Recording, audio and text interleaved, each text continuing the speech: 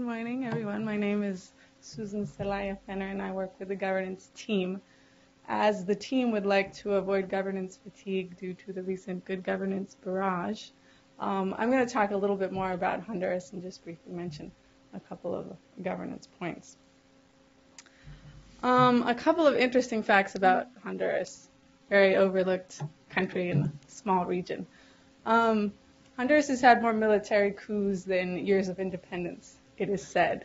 However, paradoxically, more recently it has been characterized as something of a pillar of stability in the region, even being called the USS Honduras, as it avoided all of the crisis that its neighbors went through in the civil wars of the 1980s. Thus, Honduras has been more recently stable, and it's always been poor, which means that it's below the radar and gets little attention. So a quick political update on Honduras. The current president, Manuel Zelaya, and his buddies, the leftists in the Latin American region,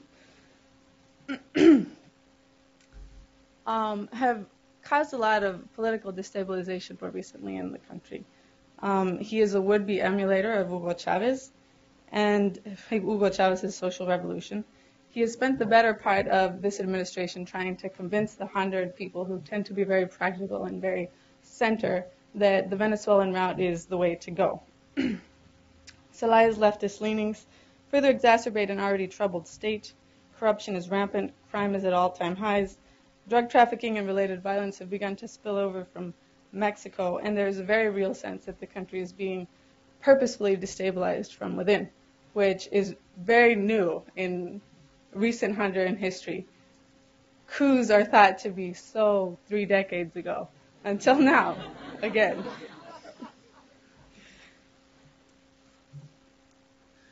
Sorry, as you can see from the recent LATPOP survey, Honduras places dead last in the idea of support for democracy. And this is support for the Churchillian view of democracy, which is democracy may have its problems, but it is better than any other form of government. Hondurans agree least with that statement in the Western Hemisphere, which is cause for concern. But why does Honduras matter? A lot of people ask this question, even Honduran historians and experts. Some might argue that it doesn't. And globally, it might be hard to counter. However, the country is strategic to regional stability, and this is an election year in Honduras. It's a strategic time to help Democrats, with a small d, at a time when democracy is increasingly coming under attack in the region. IRI in Honduras works at the local level to improve satisfaction on the local level with government services, and thus work to increase citizens' trust in democracy. As I mentioned, we do want to avoid good governance fatigue, so I'm just going to mention one of the trainings that we did down there. One of our initiatives is in the area of participatory government, and I had the privilege of being part of the public budgeting process that one of our partners went through. And it's basically, it's a very complex and lengthy technical training in which a civil society budgeting commission is elected, vested with legal authority, and then taught how to draft a municipal budget. And they actually did churn out the draft for their municipality for the 2009 budget.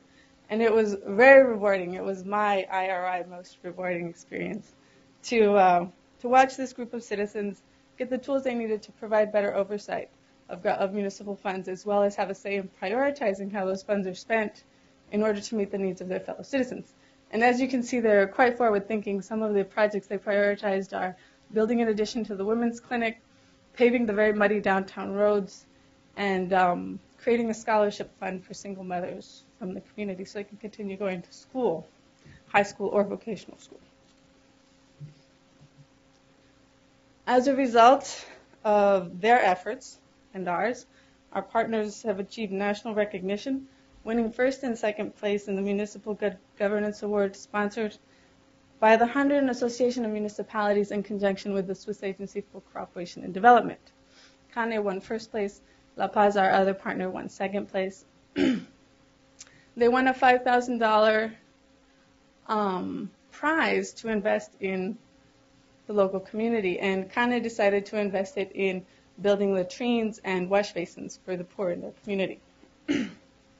So in a relatively short period of time, IRI has helped these two municipalities improve their capacity and responsiveness, and we continue working in Honduras to prove to the citizens that democracy may have its problems, but indeed it is a better form of government. Thank you.